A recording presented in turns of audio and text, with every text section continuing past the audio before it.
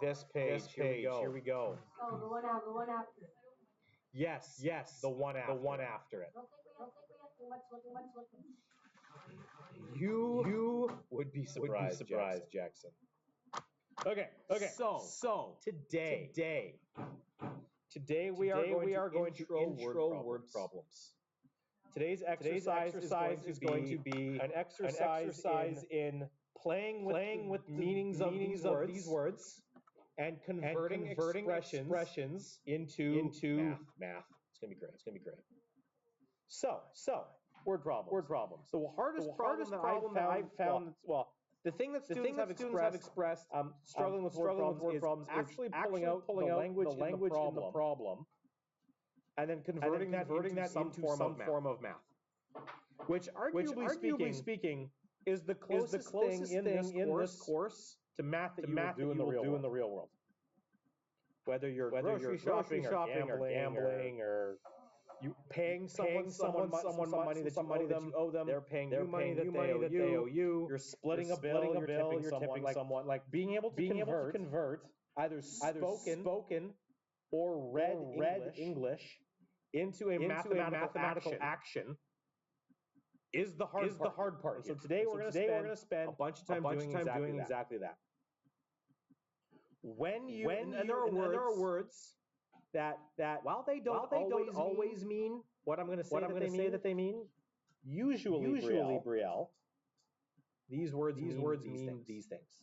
So credit where credit is due. I did not find this page. I did not create this page. This page was created by mathaids.com and Mr. O found it.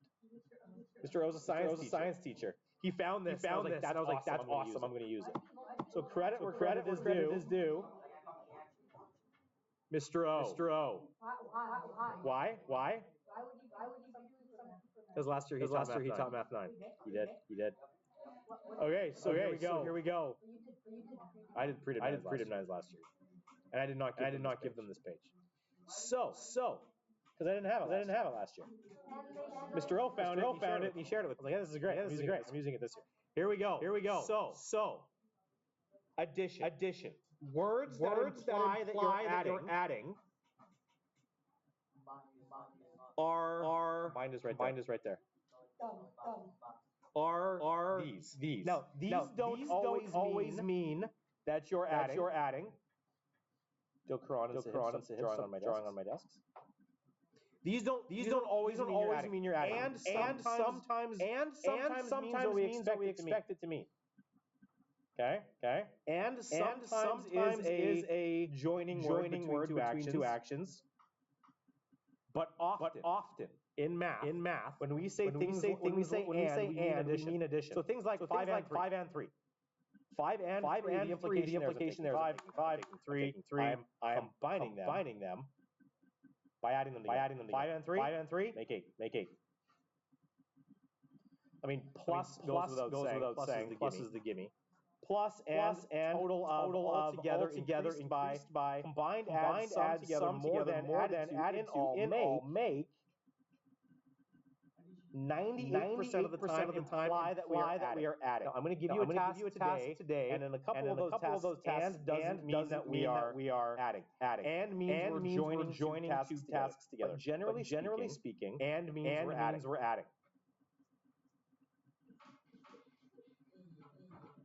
Subtraction words are these. Dokron, and say him. Dokron. So I want to see the side of your head. So the front of your head to be looking at the screen. So subtraction is things like subtract goes without saying. But you gave something away.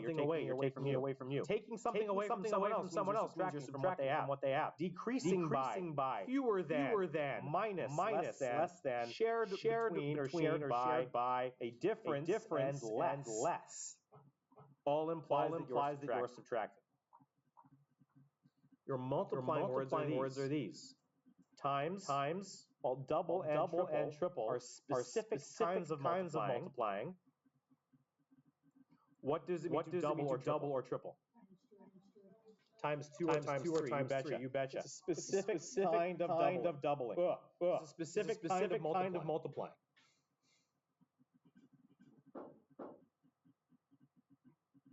Of is a big one.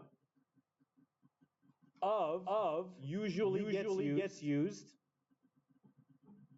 when you're multiplying a fraction.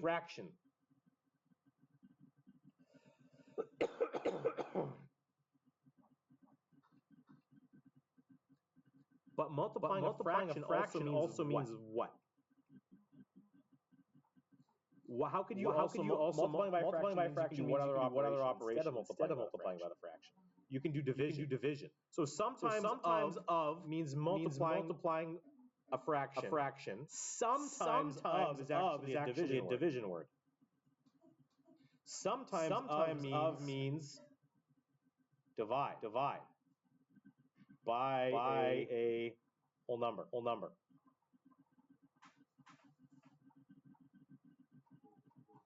For example, if I wanted half of something, I could divide it by 2, or I could multiply it by 1/2. So these of is like the joining word between multiplication and division. The division words are things like quotient, divisor, dividend. But there's some other interesting ones here. Per is a division word. For example, if you are driving a car, the speed that you are traveling in Canada is measured in what? Kilometers per hour. Okay. So if I am measuring something in kilometers, I said it weird on purpose.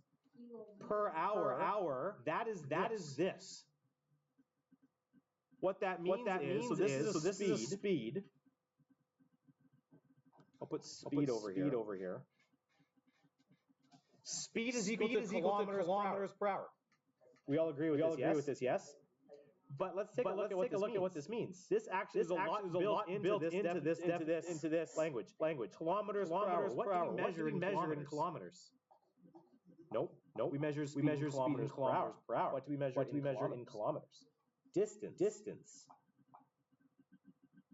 What do we measure in hours? Time. So looking at the units there for speed, if speed is kilometers per hour, how do we find speed? The distance you traveled divided by the time it took you to do it.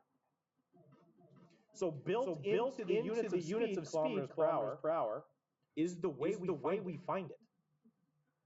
Sorry. What if you did knots per hour? Miles per hour? It would work. It would work. You'd just be in a different country.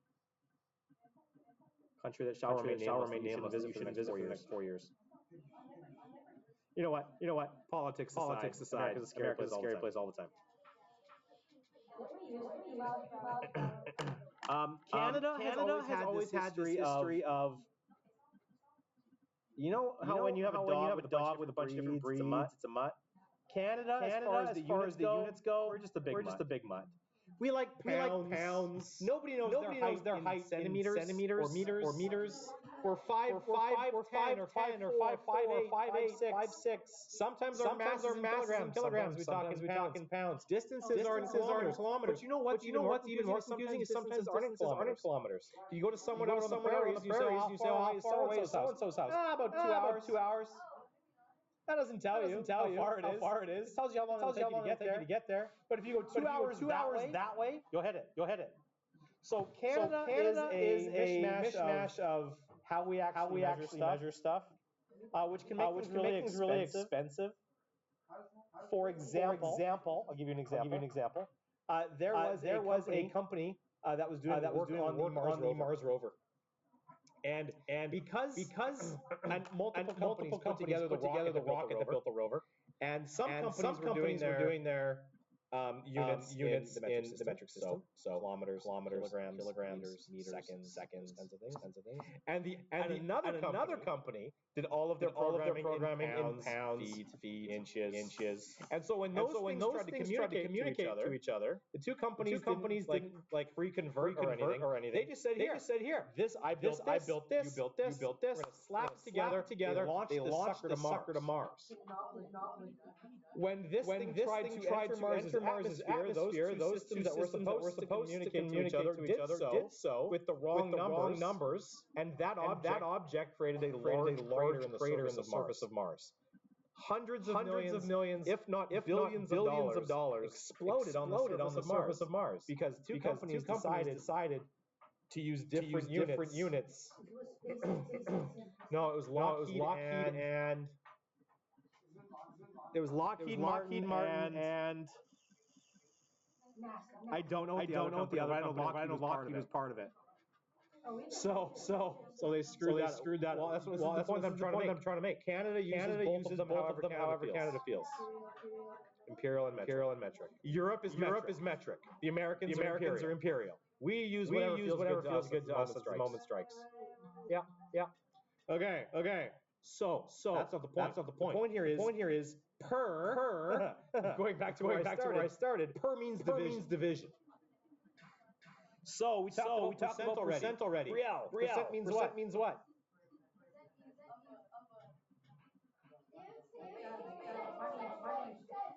Per or divided by. Cent means. Only picked on you, Brielle, because you're talking to Emma. 100. Percent is per 100 or divided by 100. Per is a three-letter awkward word that says a great deal.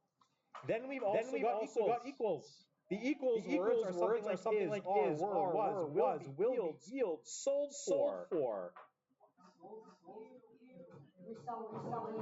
This is equivalent to a price. The overall price. So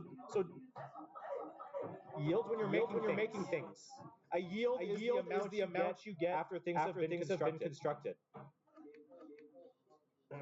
And then there are parentheses words. Okay. So the parentheses words, these are the hardest ones to identify. The parentheses words, Ruben and Dilkaran. And I'm working my way through the crowd. Let me finish. You can talk when I send you to work. Okay. Parentheses words are things like this. The quantity of twice the sum of. Because if I say twice the sum of, what are you doing? What does this language mean? Doubling a. We're doubling twice means we're doubling something. So we're multiplying something by 2. And what are we doubling? We're doubling a sum. What does it mean to sum something? Marcus, I got. The end result of. Be more specific. Sum means what? Adding. So it means I've taken two things. I've added them together, and then I multiply it. Okay. So this thing here means I've doubled something that I've added together. So BEDMAS says I need to have included whatever I'm adding together inside a set of brackets. If I want to do the addition first, it needs to show up inside a set of brackets. Parentheses words also look like this. Sometimes there will be an operator word. So if you see something that looks like an operator word of a thing and another thing. I'll show you what I mean in a second. So an operator word is things like product or quotient.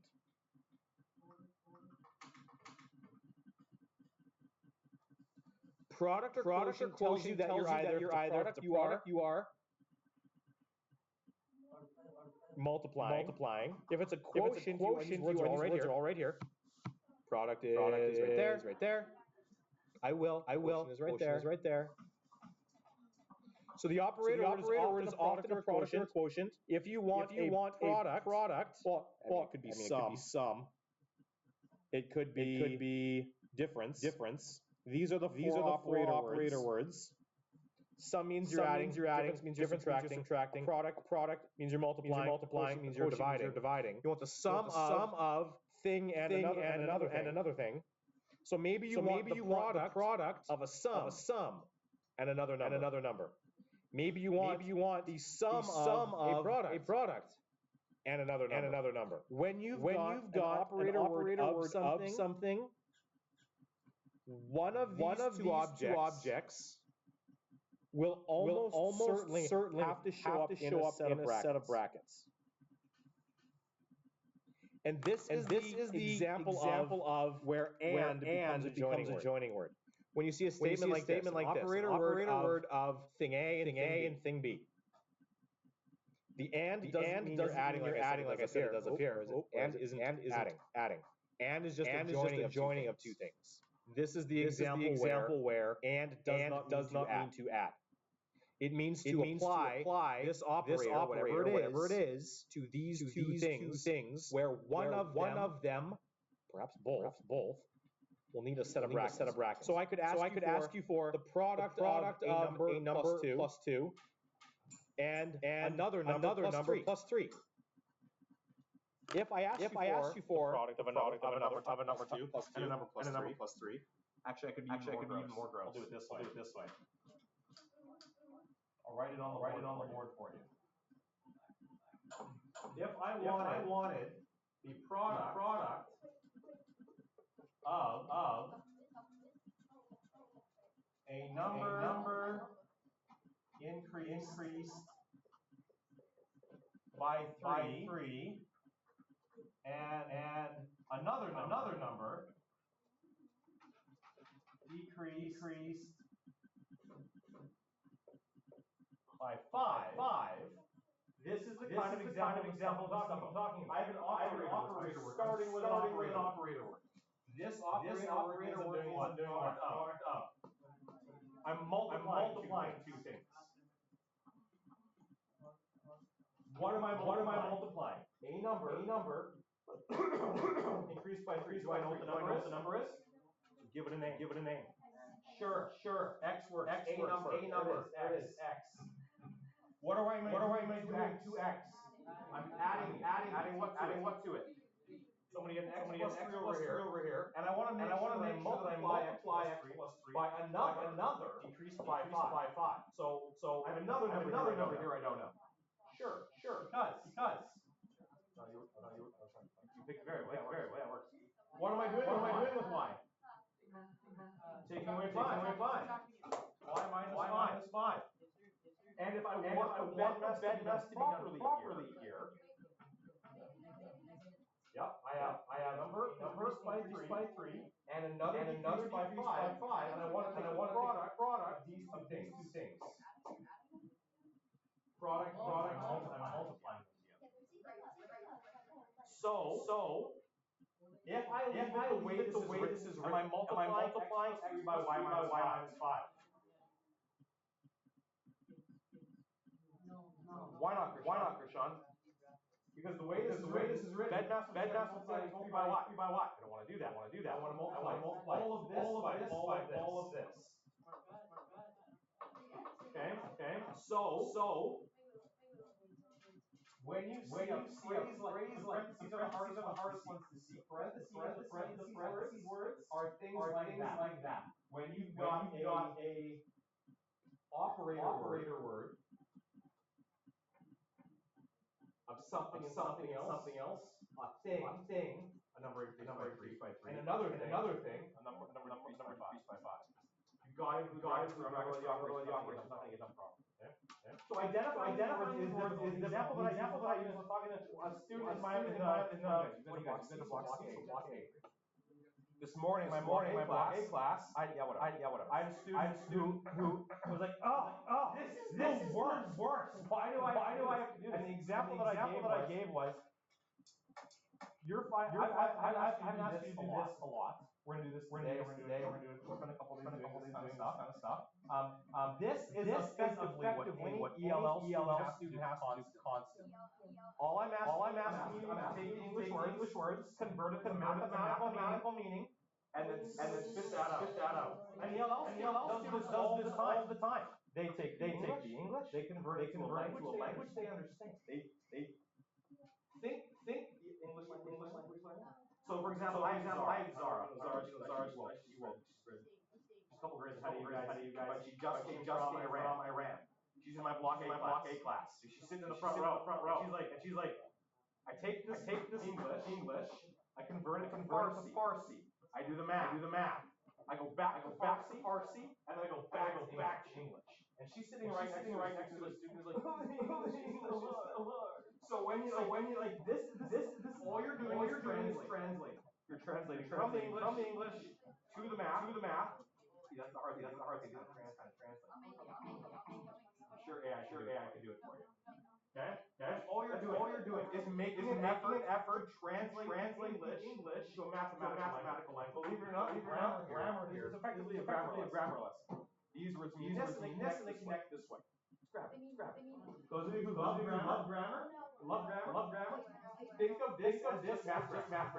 Because that's all this is math grammar. Everyone's grammar. I was hoping that it would make math better for you. Okay, so what you're doing today, flip the page, is this.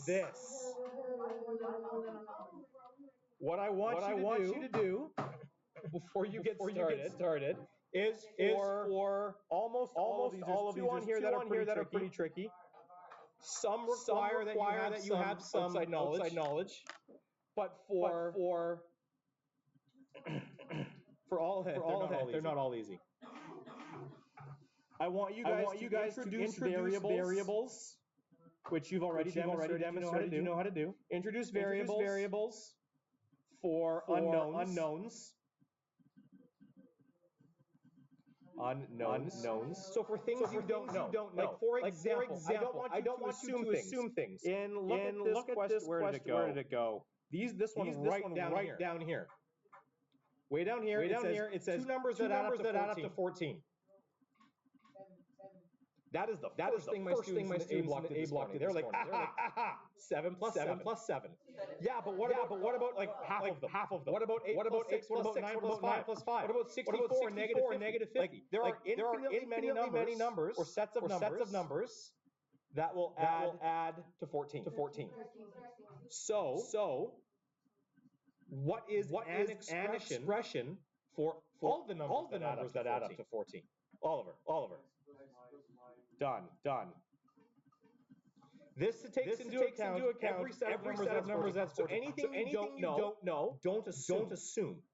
Give it a variable name. Sometimes you will know, you won't know one. I'll say this. Sometimes there will be questions in here. You will know, you won't know two things, but you will know the relationship between the two things. For example,